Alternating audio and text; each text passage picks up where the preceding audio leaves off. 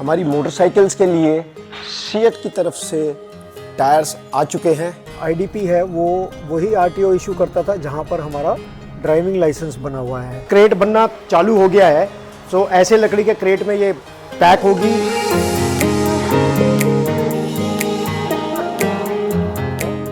सबको राम राम, सलाम वालेकुम, सत श्री अकाल और नमस्कार।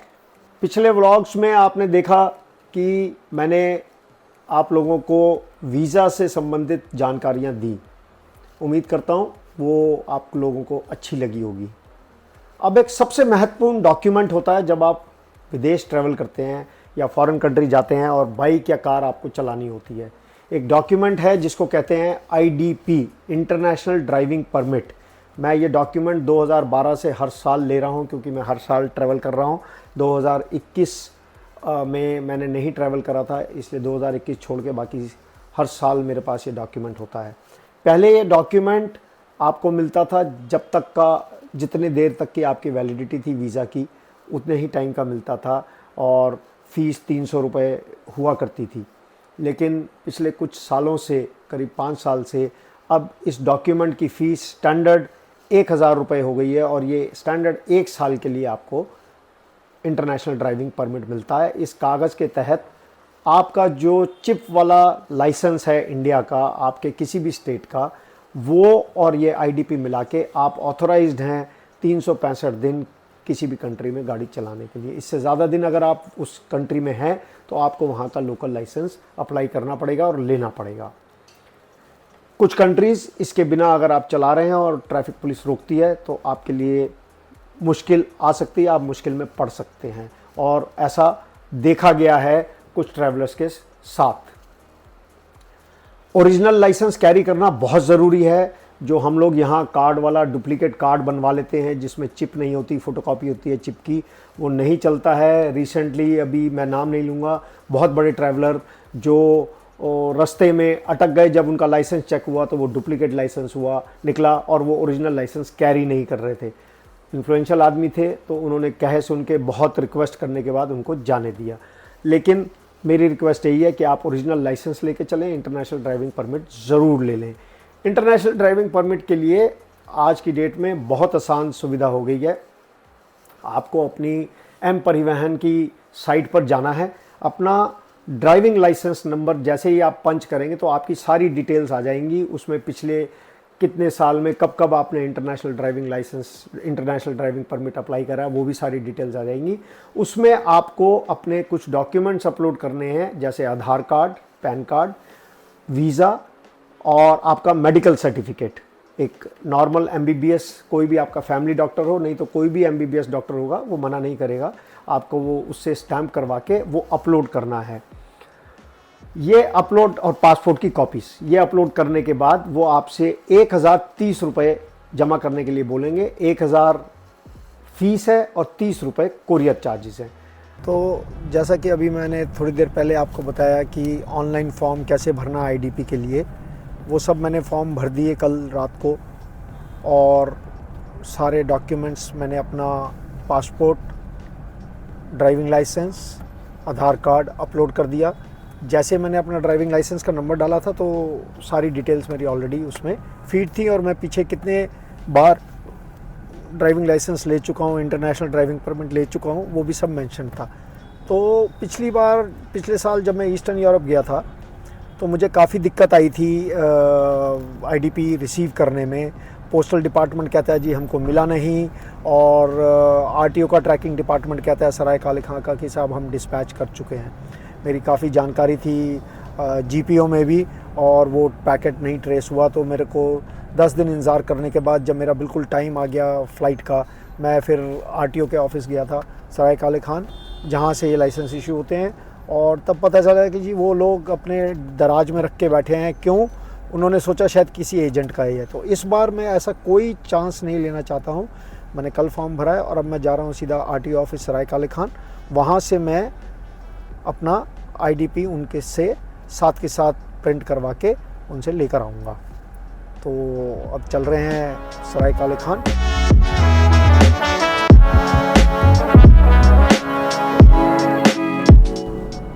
हम पहुंच गए सराय काले खान आरटीओ। पहले आज से 1.5 साल पहले तक आईडीपी है वो वही आरटीओ इशू करता था जहां पर हमारा ड्राइविंग लाइसेंस बना हुआ है। अब इन्होंने आईडीपी के लिए सेंट्रलाइज्ड कर दिया है और सराय काले खान में ही सारे आईडीपी इशू होते हैं और आपके घर पर आ जाते हैं ऑनलाइन फॉर्म भरने के बाद। तो चलो चलते हैं जी, आ गया हमारा सराय काले खान।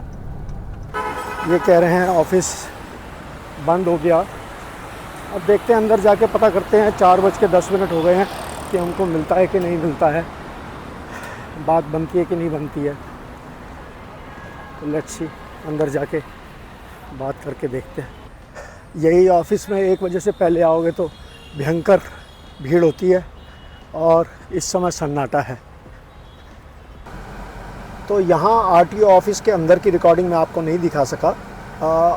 ऑफिस का टाइमिंग यहाँ 1 बजे तक का है पब्लिक डीलिंग का। हालांकि ऑफिस स्टाफ ने मुझे एंटरटेन किया और ऑफिसर ने बताया कि सर लास्ट ईयर आपको दिक्कत हुई, उसके लिए माफ़ी चाहता हूँ।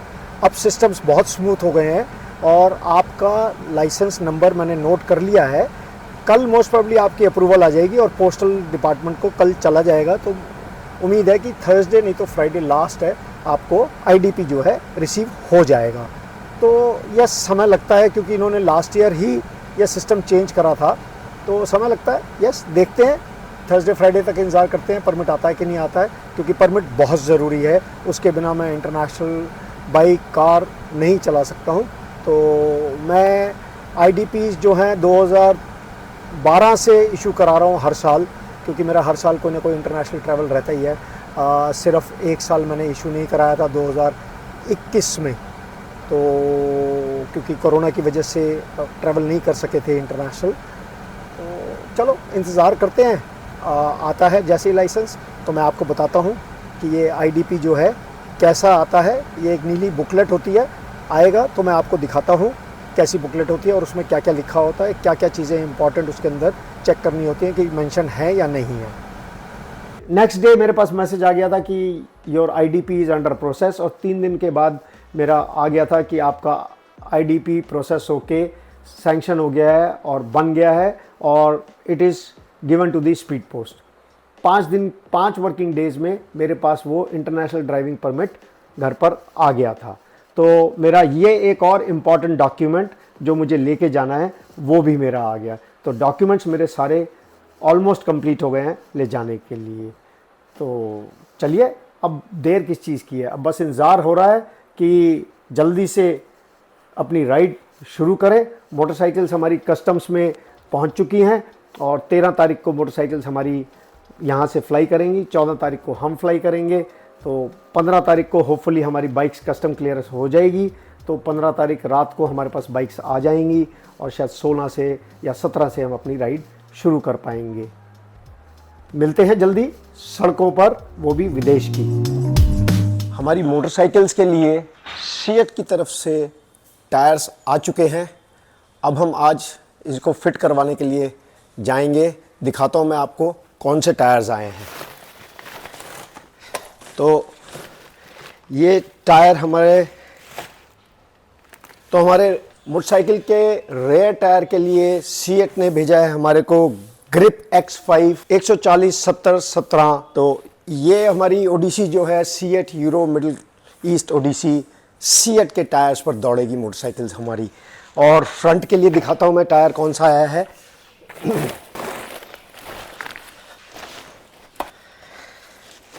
ओके, फ्रंट के लिए हमारे पास आया है सीएट का ग्रिप XLF 90/90/19। ये फ्रंट टायर्स है। तो हमारी मोटरसाइकिल में, दोनों मोटरसाइकिल्स में KTM में यही टायर लगने वाला है।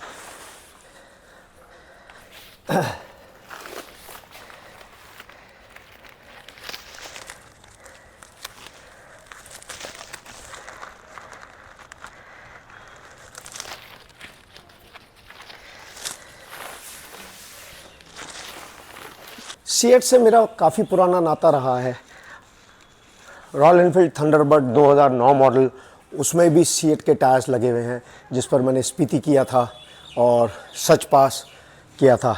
तो सीएट के टायर्स देखते हैं यूरोप और मिडिल ईस्ट की कंट्रीज़ में कैसा परफॉर्म करेंगे। यकीनन अच्छा ही करेंगे।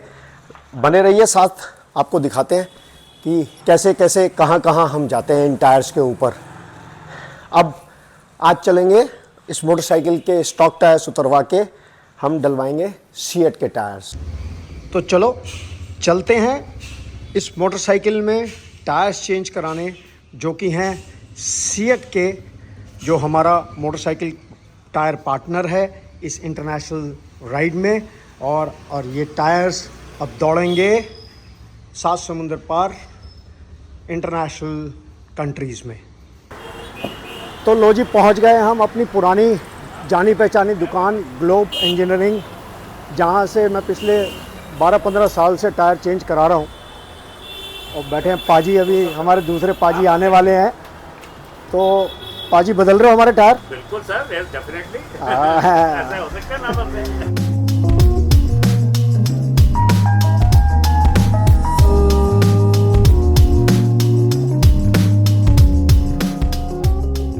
इतने लंबे सफ़र पे जा रहे हैं तो पंचर से बचने के लिए टायर सीलेंट डालेंगे इसमें।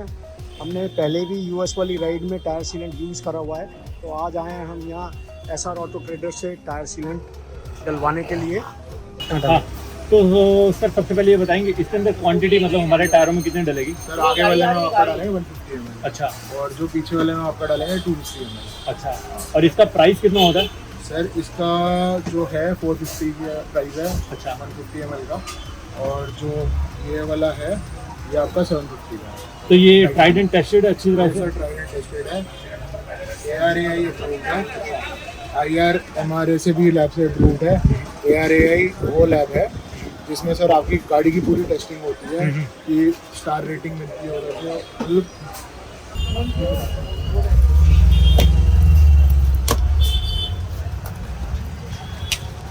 ये रेयर टायर के लिए ना? इसमें आपको प्रॉपर इंस्ट्रक्शन मैनुअल आती है कि how to apply and what are the SOPs। Procedure ये है कि सबसे पहले इसकी हवा निकालनी है पूरी।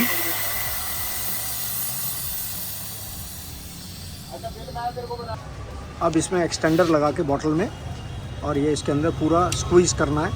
150 ml जाएगा फ्रंट में। रेयर में कितना गया था जी? 250। रेयर में गया था 250। क्योंकि रेयर में 250 इसलिए गया था, रेयर के टायर्स बड़े हैं और कार के टायर्स में भी 250 ही जाता है। बस अब ये पूरा डालने के बाद इसको हवा भर देंगे और कुछ किलोमीटर्स तक इसको थोड़ा स्लो चलाना ताकि यूनिफॉर्मली ये सेटल डाउन हो जाए अंदर टायर के, और फिर you are good to go. तो हम आए हैं पाथ पेवर्स अपनी मोटरसाइकिल में लाइट फिट करवाने के लिए। और बिग बैग बाइक्स बैंगलोर ने डेनाली की लाइट्स भेजी हैं। मैं दिखाता हूँ आपको। ये हमारी बाइक चढ़ गई है रैंप पर। ये रही हमारी लाइट्स, ये अभी फिट होंगी इसके अंदर।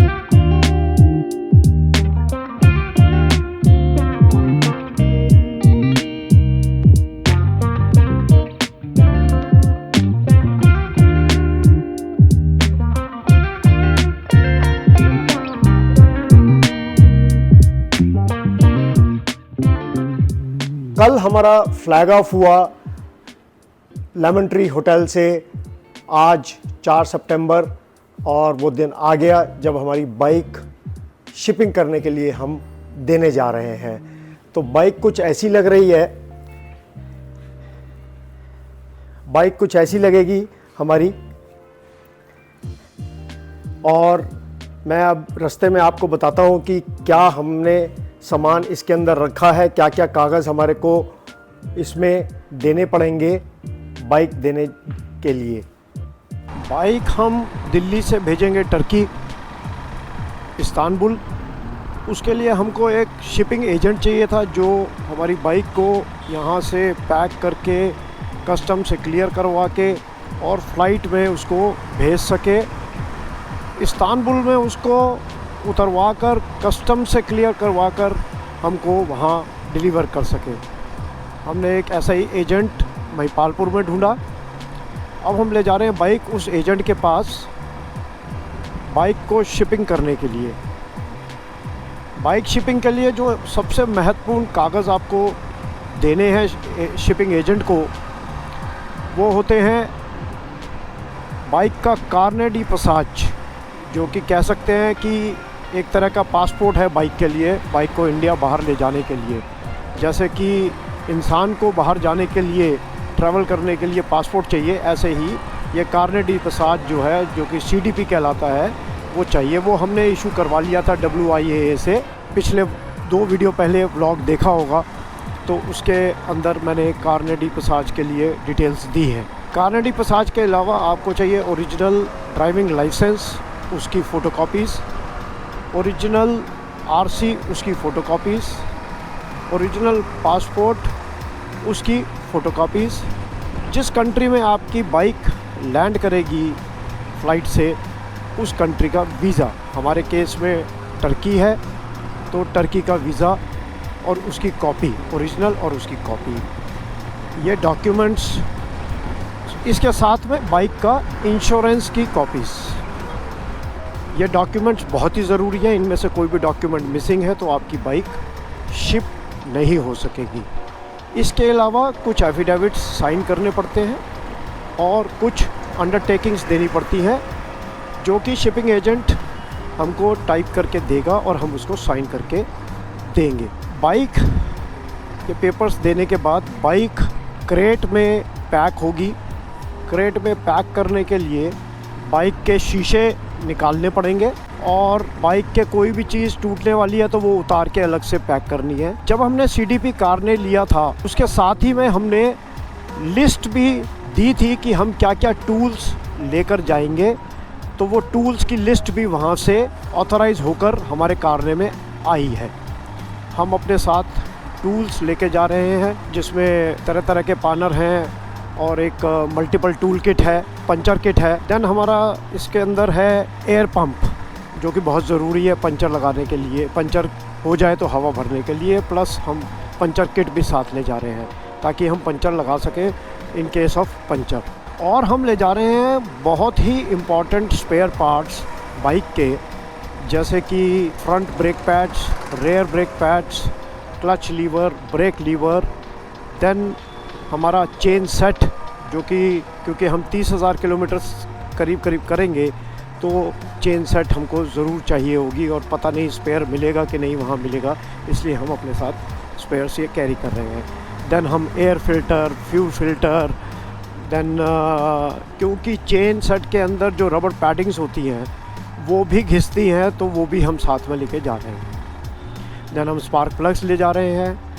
ऐसे करके हम बहुत ज़रूरी जो स्पेयर पार्ट्स हैं वो सब लेके जा रहे हैं और हमारे कार्नेट के list of tools and spheres में वो सब मेंशन्ड हैं विद प्राइस। साथ ही में हम अपनी राइडिंग जैकेट, राइडिंग पैंट और राइडिंग शूज़ ये भी क्रेट के अंदर ही शिप कर देंगे, क्योंकि इनका वज़न और ये सब बढ़ जाता है तो फ़्लाइट में दिक्कत होगी। हम एक 6 लीटर का फ्यूल ब्लैडर लेके जा रहे हैं, जो कि इमरजेंसी में हमको काम आएगा। कहीं फ्यूल की रेंज, फ्यूल स्टेशंस नहीं है तो वो फ्यूल हम उसके अंदर भर के ले जा सकते हैं। बाइक जब हम शिपिंग कंपनी को देंगे तो हमको ये इंश्योर करना है कि फ्यूल इसके अंदर ऑलमोस्ट ना के बराबर हो। तो मैंने जो ये टैंक फुल था मेरा, मैंने इसमें से 1 लीटर 5.5 लीटर फ्यूल निकाल लिया है। इतना छोड़ दिया है कि हम वहाँ जा सकें, और कुछ बचेगा तो फिर वो वहाँ पर हम निकाल लेंगे। और साथ ही में जो बैटरी टर्मिनल्स हैं वो डिस्कनेक्ट करे जाएंगे, ताकि ट्रांसपोर्टेशन में कहीं कोई स्पार्क की वजह से आग ना लग जाए। आज फुली लोडेड बाइक चलाकर वो फीलिंग्स आ रही हैं जैसी 2018 में अलास्का से अंटार्कटिका करते समय आ रही थी। एक अजीब ही फीलिंग्स हैं, मैं शब्दों में बयान नहीं कर सकता। बड़े फ़ख्र की बात भी महसूस कर रहा हूँ कि मैं इंडिया का तिरंगा अपनी बाइक पर, अपनी चेस्ट पे लगाकर 24 देशों में यात्रा करूँगा और इंडिया का तिरंगा फहराऊँगा। खुशी भी हो रही है कि घूमने का मौका भी मिल रहा है, और बड़ी कहने से चाहिए कि रिस्पॉन्सिबिलिटी की भी फीलिंग है, क्योंकि अंकित का पहला इंटरनेशनल ट्रिप है, तो अंकित को संभाल के ले जाना और संभाल के लाना भी मेरा ही दायित्व है और जिम्मेवारी है। तो बड़ी मिक्स्ड फीलिंग है। हम पहुंच गए, ये शिपिंग कंपनी के ऑफिस के आसपास ही है। वो अभी हमको अरे रे रे रे क्या कहने, बाइक जा रही है टर्की। हाँ नहीं बाई फ्लाइट। यहाँ कोई है, वो शायद मेरे ख्याल से बंदा आ रहा है, जो शिपिंग कंपनी आलोक। मुझे क्या पता।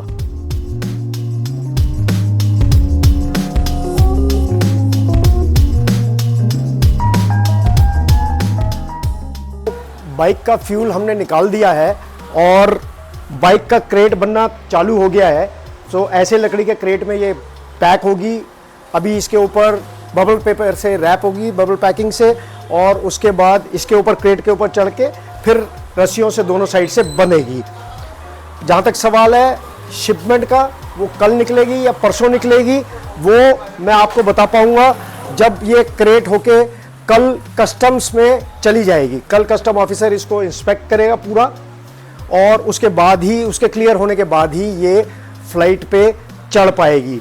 कल चलेगी या परसों चलेगी, ये अभी तक सस्पेंस बना हुआ है। ये कल कस्टम्स के बाद ही पता चलेगा। G20 की वजह से बहुत प्रॉब्लम्स आ रही हैं। हमारे 4 से 5 दिन जो है एयरपोर्ट अफेक्टेड है और बिल्कुल रेड जोन है। 7, 8, 9, 10 तो बिल्कुल ही ना आप फ्लाइट पकड़ सकते ना कुछ कर सकते, तो इसलिए 4 दिन तो हमको सब्र करना ही करना पड़ेगा। तो बाइक पैक होके, इसका हमने ऑयल और कूलेंट नहीं निकाला है, वो हमने रिस्क पे छोड़ दिया कस्टम ऑफिसर के। अगर वो अड़ गया तो वहीं पे टेक्नीशियन को बुला के ऑयल और कूलेंट निकाल देंगे। उसी हिसाब से अकॉर्डिंगली मैं टर्की में अरेंज करूँगा कि ऑयल कूलेंट और फ्यूल टर्की में अरेंज करना पड़ेगा। रहा सवाल कि कितने पैसे लगेंगे, ये डिपेंड करेगा कि कितना वॉल्यूमेट्रिक वेट बना है इसका। हमने ये सब आपको बताया ही है कि ये सब हमने निकाल दिया। आगे का वाइज़र, हैंडल्स को बिल्कुल नीचे कर दिया है। बेयर मिनिमम हाइट रखेंगे इसकी, जिससे कम से कम वॉल्यूमेट्रिक वेट बने इसका। जब ये पैक हो जाएगी, जब ये वहाँ जाएगी कस्टम्स में, वहाँ जाके इसका वॉल्यूमेट्रिक वेट निकलेगा, तब हमारे को फाइनल बिल रेज होगा। फाइनल बिलिंग के बाद ही मैं बता पाऊँगा कितना खर्चा आया। तो अब हम इन दोनों बाइकों को विदा लेते हैं, इन दोनों बाइकों से, और अब इनसे मिलेंगे हम टर्की में, इस्तांबुल। तो bye bye, see you in Istanbul bikes, love you. तो बाइक्स आपने देखा पैकिंग चल रही है, और बाइक्स को भेजने के लिए टर्की मैंने बताया कि कारने की ज़रूरत है, जिसको कारने डी पसाज या CDP कहते हैं। ये एक तरह का बाइक या कार का पासपोर्ट होता है। ये डॉक्यूमेंट बहुत ज़रूरी है अगर आपको इंडिया से बाहर बाइक या कार अपनी शिप करनी है या एयरलिफ्ट करनी है। ये डॉक्यूमेंट इशू होता है मुंबई ऑफिस WIAA से। कारने के लिए आपको एक फॉरवर्डिंग लेटर बनाना पड़ता है, जिसके लिए आपको उसमें डिटेल्स देनी होती हैं कि आप कहाँ कहाँ ट्रैवल करना चाहते हैं और क्यों ट्रैवल करना चाहते हैं। पूरी आइटनरी देनी पड़ती है। साथ में आपको अपनी 2 फोटोग्राफ्स, आपके RC की कॉपी, आपके ड्राइविंग लाइसेंस की कॉपी, आपकी इंश्योरेंस की कॉपी, और बाइक के फ्रंट, लेफ्ट, राइट, बैक और टॉप से फ़ोटोज़ खींच के भेजनी होती हैं। साथ ही में आपको अपने नेक्स्ट ऑफ दी 2 रिलेटिव्स का डिटेल्स, नंबर्स और एड्रेस भी भेजना पड़ता है। ये generally for a new rider या फॉर अ न्यू ट्रैवलर आपको मुंबई जाना पड़ता है, बट मेरे केस में मैं एक पुराना ट्रैवलर हूँ, WIAA मुझको जानता है, तो मेरा ये सारा काम ईमेल के थ्रू हो गया। आप भी अगर ट्रैवलर हैं, अगर ईमेल करते हैं उनको WIAA को, तो वो रिस्पॉन्ड करते हैं और पूरी जानकारी आपको स्टेप बाय स्टेप दे देते हैं, और आप उनकी वो फॉर्मेलिटीज़ पूरी करेंगे, आपको कारने इशू हो जाता है। कारने 3 तरह का है। अगर आप 5 कंट्रीज़ ट्रैवल कर रहे हैं तो एक 5 पेज का कारने होता है, जिसमें आप हर कंट्री 5 कंट्रीज़ में जाएंगे, वो स्टैंपिंग होगी और आप वापस आ सकते हैं। वो 5 पेज का कारने जो है वो आपको 50,000 रुपये प्लस 18% GST और 2,065 रुपये की एनुअल मेंबरशिप के साथ मिलता है। इससे ऊपर का कार है 10 पेज का, जो कि 75,000 रुपये प्लस 18% GST प्लस 2,065 रुपये एनुअल मेंबरशिप। और उससे अगला कार है 25 पेज का, जो कि 1 लाख रुपये प्लस 18% GST और 2,065 रुपये एनुअल मेंबरशिप फीस के साथ मिलता है। हम क्योंकि 24 कंट्री से मिनिमम जा रहे हैं तो हमने 25 पेज का कार लिया है, जिसकी कीमत 1,18,000 रुपये हमने पे करी है और 2,065 रुपये हमने एनुअल मेंबरशिप के पे करे हैं। साथ ही में कोरोना से पहले तक WIA आपकी बाइक या कार का इंश्योर्ड वैल्यू का 100 से 150% सिक्योरिटी डिपॉजिट लेता था, जो कि आजकल उन्होंने थोड़ा कम कर दिया है। हमारे केस में उन्होंने हमसे, क्योंकि मैं एक वेल नोन ट्रैवलर हूँ, 2 लाख रुपए पर बाइक सिक्योरिटी डिपॉजिट मांगा था, जिसको मैंने रिक्वेस्ट करके 1 लाख रुपए पर बाइक कर दिया। तो 2 लाख रुपए हमने 2 बाइक्स का सिक्योरिटी डिपॉजिट जमा करा है। ये सिक्योरिटी डिपॉजिट रिफंडेबल होता है। जब आप अपनी जर्नी करके वापस आएंगे, बाइक्स क्लियर कराएंगे, आपको ये कार ने वापस WIA को जमा कराना है और ये आपको सिक्योरिटी डिपॉजिट आपके अकाउंट में वापस आ जाएगा। कार ने नया राइडर ईमेल के थ्रू अपनी जानकारी ले सकते हैं और कार ने आपको लेने के लिए मुंबई नहीं जाना पड़ता है। वो 600 रुपये कोरियर चार्जेस लेते हैं ब्लू डार्ट के, वो आपके घर पर भी डिलीवर हो जाता है। तो ये थी कारने से रिलेटेड जानकारी। आपको कोई भी कारने से रिलेटेड जानकारी चाहिए हो तो आप मुझे कमेंट सेक्शन में सवाल पूछ सकते हैं। मैं आपको कोशिश करूंगा आपके सवाल का उत्तर देने की। कारने हमारा आ चुका है, बाइक्स पैक हो रही हैं। जब आप ये व्लॉग देख रहे होंगे तो मैं आशा करता हूँ हमारी बाइक्स हवा में होंगी, प्लेन में होंगी और टर्की की तरफ जा रही होंगी। तो बड़ी जल्दी मिलते हैं विदेश की सड़कों पर। तब तक के लिए जय हिंद, जय भारत।